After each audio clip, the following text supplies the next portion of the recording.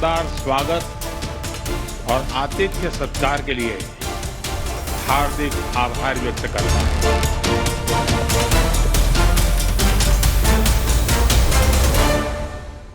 देश दुनिया के तमाम बड़े मुद्दों के पीछे का सच। सनमार्क प्रेजेंट्स एडिटर्स कट। नमस्कार दोस्तों, हम एक बार फिर आपके सामने हाजिर हैं। इस बार का मुद्दा है मोदी और ट्रंप की मुलाकात और डील किंग कौन, मोदी या ट्रंप। प्रधानमंत्री नरेंद्र मोदी अभी अमेरिका दौरे से लौटे हैं। 2 दिन वो वहाँ रुके, कई तरह की मीटिंगें की, अमेरिका के टॉप 5 लीडर्स उनसे मुलाकात हुई, बहुत सारी चीज़ें हैं। कुछ लोग इसको नेगेटिव की तरह से देख रहे हैं, कुछ पॉजिटिव देख रहे हैं। हम सारी चीज़ों पे बात करेंगे कि कुल मिला के यह मीटिंग कैसी रही, इसमें भारत को क्या मिला, अमेरिका को क्या फायदा और जीता कौन। शुरुआत करते हैं हम ट्रंप के बॉडी लैंग्वेज से। ट्रंप ने क्या दिखाने की कोशिश की। जब प्रधानमंत्री फ्रांस से होके अमेरिका पहुंचे तो सबसे पहले उनको उस जगह पे ठहराया गया जहां पे कभी तत्कालीन प्रधानमंत्री इंदिरा गांधी को नहीं ठहरने दिया गया था। ब्लेयर हाउस, राष्ट्रपति भवन का गेस्ट हाउस है ब्लेयर हाउस, वहां पे इनको ठहराया गया। यह पहला संकेत था कि अमेरिका भारत के साथ अपने संबंध थोड़े से प्रगाढ़ करना चाह रहा है।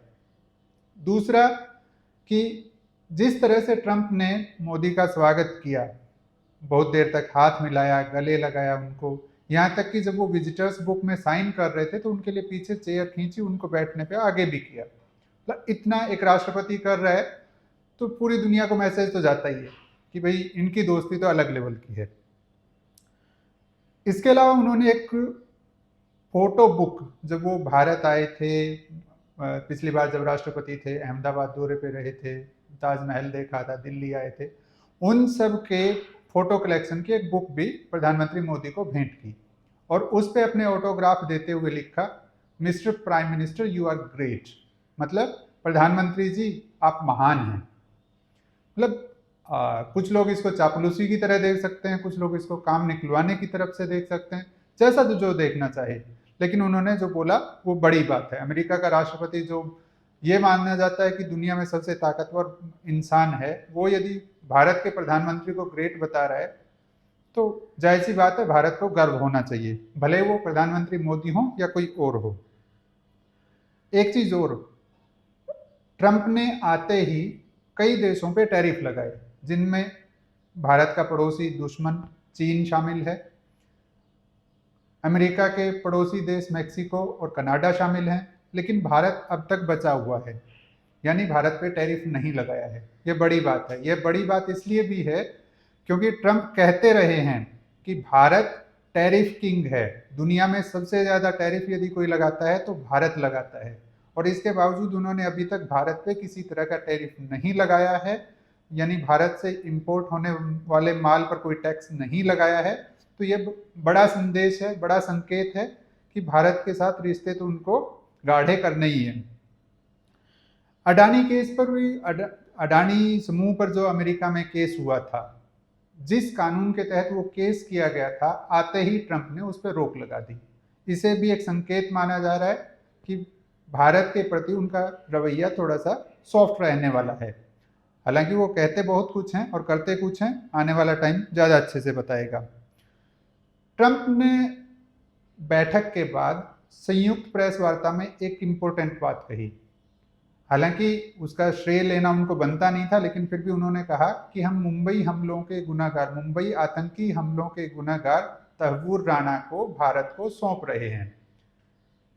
उनको श्रेय क्यों नहीं लेना चाहिए था? क्योंकि अमेरिका का सुप्रीम कोर्ट पहले ही कह चुका था कि तहव्वुर राणा को भारत के हवाले किया जाए। चलिए, अंतिम निर्णय राष्ट्रपति का होता है, इसलिए ट्रंप ने श्रेय लिया और वहां अनाउंस किया कि तहव्वुर राणा को हम सौंप रहे हैं, वो बड़ी बात है। एक संदेश और था मोदी की यात्रा में कि मोदी अमेरिका के 5 सबसे पावरफुल लोगों से मिले। सबसे पहले वो फ्रांस में मिले, वहाँ के उपराष्ट्रपति जेडी वेंस से। उसके बाद अमेरिका पहुँचते ही वहाँ की खुफिया एजेंसियों की प्रमुख तुलसी गाबार्ड से उनकी मुलाकात हुई। उसके बाद राष्ट्रीय सुरक्षा सलाहकार माइक वाल्ट्ज से उनकी मुलाकात हुई, जिसमें अपने राष्ट्रीय सुरक्षा सलाहकार और विदेश मंत्री भी शामिल थे, उन पे भी कई तरह की चीज़ों पे चर्चा हुई। इसके बाद अमेरिका में नंबर 2 माने जाने वाले एलन मस्क, ट्रंप के सबसे करीबी एलन मस्क के साथ भी मुलाकात हुई प्रधानमंत्री मोदी की, जिसमें एलन मस्क अपने बच्चों तक को लेके आए थे। वो क्यों आए थे वो सब बातें अलग हैं। तो ये जो 5 पावरफुल लोगों से मुलाकात होना, वो अपने आप में संकेत है कि भारत की वैल्यू तो समझ रहा है अमेरिका। वहाँ पे एक और अनाउंसमेंट हुआ दोनों की प्रेस वार्ता के बाद। प्रेस वार्ता के दौरान दोनों ने कहा, प्रधानमंत्री मोदी और राष्ट्रपति ट्रंप ने कहा कि हम द्विपक्षीय व्यापार 2030 तक बढ़ा के दोगुना कर देंगे, यानी 500 अरब डॉलर का लक्ष्य रखा गया है। यह दिखाता है कि हाँ, मतलब दोनों देशों की राय एक है, एक दिशा में सोच रहे हैं कि कारोबार बढ़ेगा तो दोनों देशों को फायदा होगा। इस लाइन पे दोनों देश सोच रहे हैं। जब से ट्रंप आए हैं उससे पहले से वो अपने भाषणों में एक चीज बोलते रहे थे, मेड अमेरिका ग्रेट अगेन, यानी मागा। उसी तर्ज पे मोदी ने वहां मीगा बोला कि मेक इंडिया ग्रेट अगेन। बोला कि जब मागा और मीगा मिलते हैं तो मेगा बनता है, मेगा मतलब बहुत बड़ा। तो ये भी एक संकेत है कि हाँ, दोनों देशों की सोच मिल रही है। एक इंपॉर्टेंट चीज और थी, कुछ दिन पहले अमेरिका ने अवैध रूप से अमेरिका में गए भारतीय प्रवासियों को वापस भेजा था। अमृतसर में उनका सैन्य विमान आया था जिसमें उनको बेड़ियों में जकड़ के लाया गया था। इस पे भी वहां पर्दे के पीछे बात हुई। इसका क्या अंजाम हुआ, क्या उसका उन पे प्रभाव पड़ा, वो आने वाला समय बताएगा, क्योंकि अभी एक और फ्लाइट आने वाली है, उसमें पता लग जाएगा कि उनको बेड़ियों में जकड़ के भेजा गया है या सामान्य नागरिक की तरह से भेजा गया है। उम्मीद की जा रही है कि कम से कम अब आतंकियों जैसा सलूक तो उनके साथ नहीं किया जाएगा। लेकिन कुछ ये सारी चीजें पॉजिटिव दिखती हैं। लगता है कि पूरी दुनिया को संदेश दिया जा रहा है कि अमेरिका और भारत की दोस्ती गाढ़ी हो रही है। लेकिन ट्रंप तो ट्रंप हैं, वो बुली जैसा व्यवहार करते रहे हैं। बुली माने जैसे स्कूल में बिगड़ैल बच्चा होता है, वो कमजोर बच्चों को दबाता है और जो जितना दबता है उतना ज्यादा दबाता है। ट्रंप उसी तरह का व्यवहार करते हैं। वो सबको धमका के रखना चाहते हैं। वो चीन को धमकाते हैं, वो रसिया को धमकाते हैं और नॉर्थ कोरिया को धमकाते हैं, वो हमास को धमकाते हैं। मतलब जिसको देखिए, कनाडा को तो वो कह रहे हैं कि हमारा राज्य बन जाओ, अलग देश नहीं रहना आपको, हम अमेरिका में शामिल हो जाओ। मैक्सिको की खाड़ी का नाम ही बदल डाला उन्होंने। तो सिंपल सा है कि उनके तेवर बहुत आक्रामक हैं। यहां भी उन्होंने उस तरह की कुछ कोशिशें की। जब प्रधानमंत्री मोदी और ट्रंप की मुलाकात होनी थी, उससे कुछ घंटे पहले ट्रंप ने अपने सोशल मीडिया हैंडल पर एक पोस्ट किया। उन्होंने लिखा कि हम अपनी टैरिफ पॉलिसी बदल रहे हैं। अब हम उन देशों पे उतना ही टैरिफ लगाएंगे जितना वो देश हम पे लगाते हैं, चाहे वो कोई भी देश हो। जब उनसे सवाल किया गया तो उन्होंने भारत को भी स्पेशली मेंशन किया उसमें कि भारत सबसे ज्यादा टैरिफ लगाता है और हम उस पर भी उतना ही टैरिफ लगाएंगे। हालांकि उस दिशा में अभी आगे कोई कदम नहीं उठाया गया है, फिलहाल राहत है। लेकिन मोदी की मीटिंग से कुछ घंटे पहले इस तरह का ट्वीट करना, इस तरह का पोस्ट करना, वो संकेत है कि वो भारत पे दबाव बनाना चाह रहे थे। क्यों?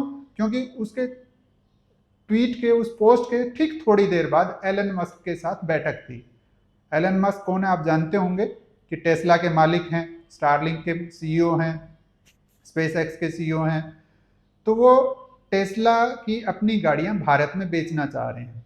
बहुत लंबे समय से प्रयास कर रहे हैं, लेकिन भारत की ऑटोमोबाइल लॉबी उनको भारत में नहीं घुसने दे रही थी। पिछले साल जब भारत में लोकसभा चुनाव हुए, उससे पहले एलन मस्क आने वाले थे उसी चीज पे बात करने के लिए, उसी चीज की बार्गेनिंग करने के लिए, लेकिन वो दौरा कैंसिल हो गया था। अब उन्होंने वहां इसी चीज पे बात की होगी। पहला उनका उद्देश्य है कि अपनी कारें बेचे यहाँ टेस्ला की, दूसरा है कि अपने सैटेलाइट के जरिए यहाँ इंटरनेट प्रोवाइड करवाए। ये दोनों ही चीजें अब तक नहीं हो पा रही थी, संभवतः अब हो जाएंगी। एक चीज और कही ट्रंप ने कि ये उन्होंने मोदी जी के सामने कहा, उनके सामने ही बोला हालांकि उनकी भाषा थोड़ी सभ्य थी। उन्होंने कहा कि अवैध प्रवासी जो भी हैं उनको हम वापस भेजेंगे और भारत उनको स्वीकार करने को तैयार है। यानी मुंह पे ही कह दिया कि भैया हम आपके आदमियों को नहीं रखने वाले, आप लेके जाइए और आपको लेना पड़ेगा। ठीक है, लेकिन सवाल ये भी है कि भारत जिनको मानता है उनको तो वो सौंप नहीं रहे, तो जो बेचारे काम करने के लिए जा रहे हैं उन्हीं को क्यों वापस भेजने पे उतारू हुए हैं।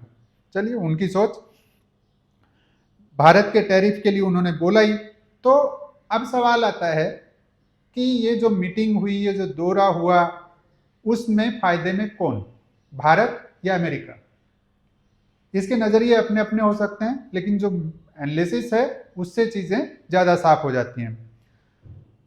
एक चीज कहने की जरूरत नहीं है कि ट्रंप बिजनेसमैन है, बिजनेसमैन की तरह सोचते हैं, डील किंग हैं वो, बिल्कुल डील करने में उनका मुकाबला नहीं है। वो प्रेशर बना के किसी भी तरह से डील करना चाहते हैं, हर चीज को बिजनेसमैन की नजर से देखते हैं और सोचते हैं। इसलिए इस बार भी उनकी बातचीत में व्यापार सबसे ऊपर रहा।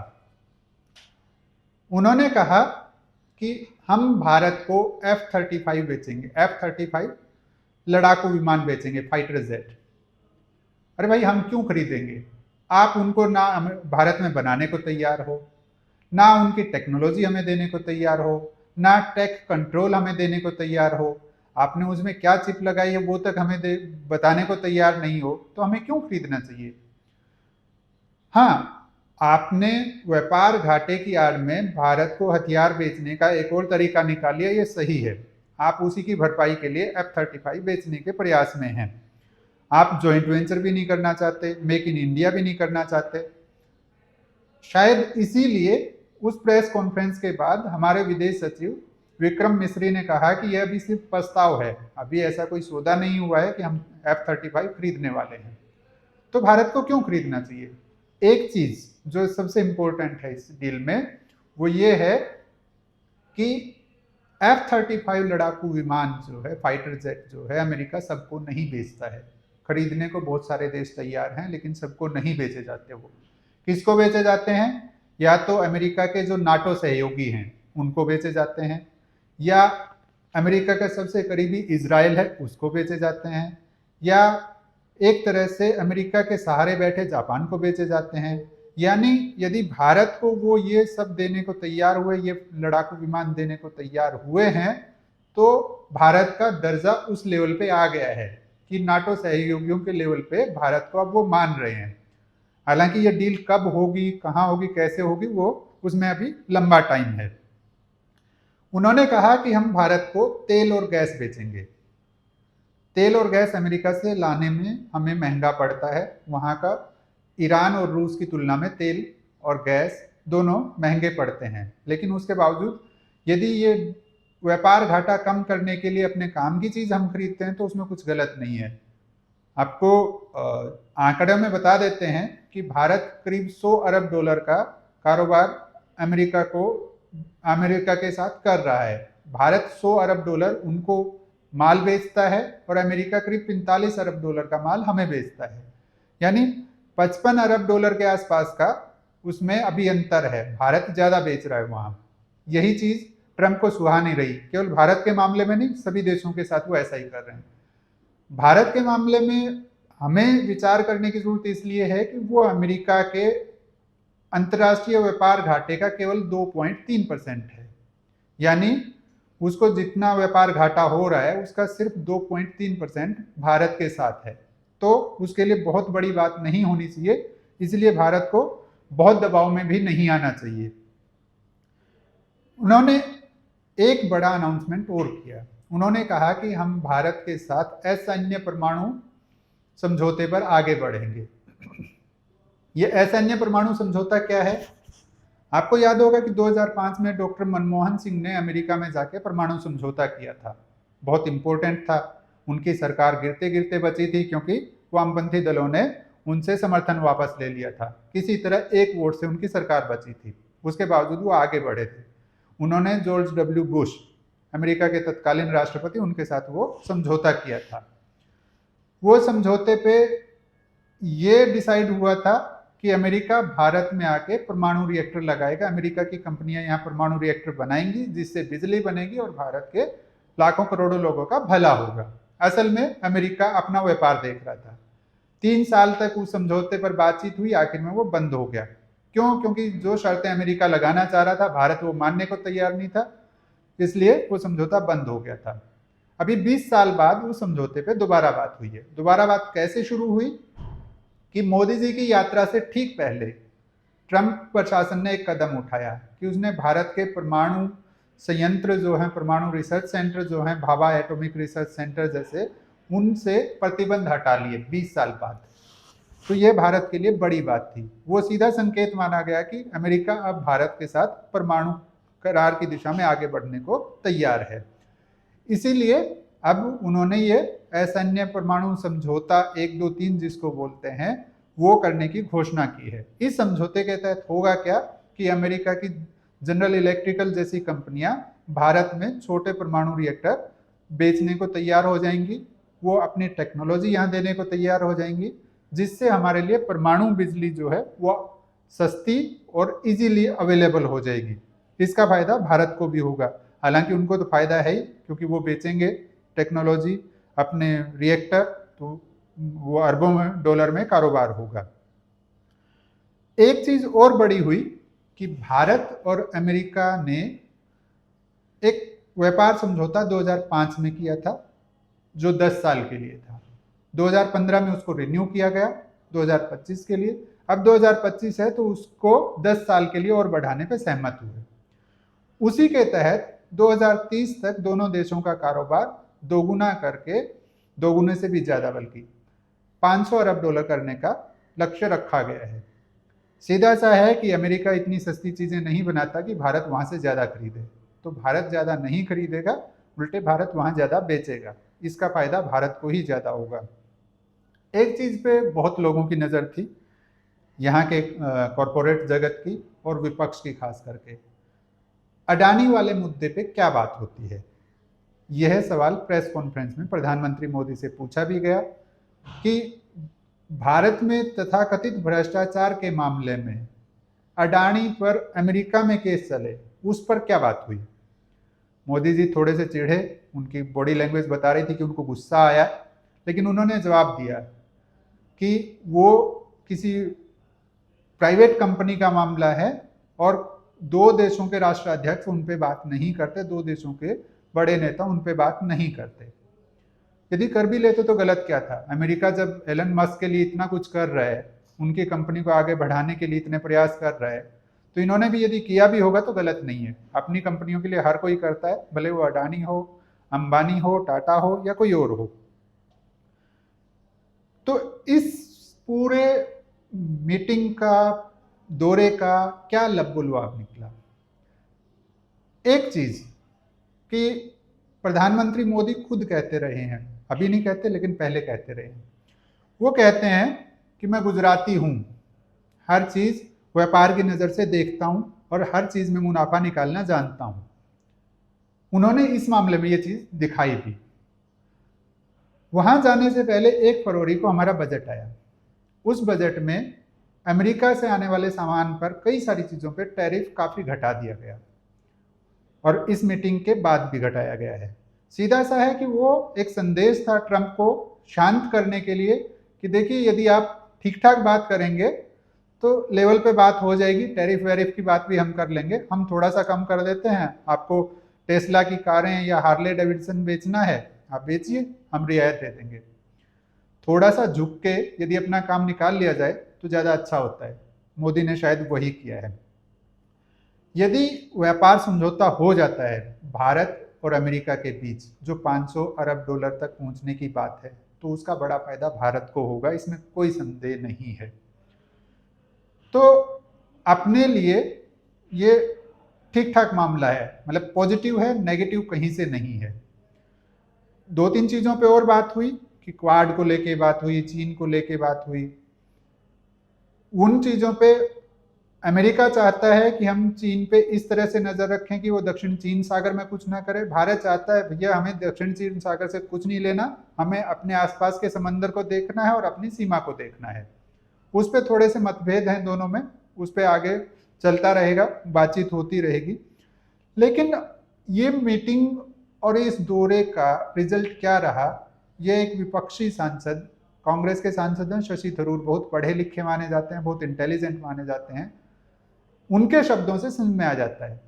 उन्होंने कहा कि इस दौरे से भारत को जो चाहिए था वो मिल गया है, यानी ये भारत की जीत है।